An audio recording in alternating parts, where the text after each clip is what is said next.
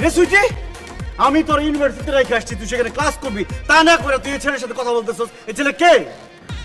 ও আমার বয়ফ্রেন্ড রাকিব চৌধুরী। কি?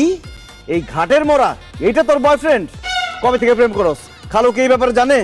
আশ্চর্য, কেউ প্রেম করলে কি তার বাবাকে জানায় করে? না, জানে না। খালু কিছু জানে না। খালুর চোখ ফাঁকি দিয়ে এই ফকিন্নির পুতের সাথে তুই ডাব গাছের নিচে দাঁড়া দাঁড়া প্রেম করতেছস, তাই না? Excuse me bro, who is ফকিন্নিরপুত? আপনি কাকে ফকিন্নিরপুত বলছেন? আই এম নট ফকিন্নিরপুত। আমি শিল্পপতির ছেলে রাকিব চৌধুরী। আমার বাবার নাম ইসাক চৌধুরী।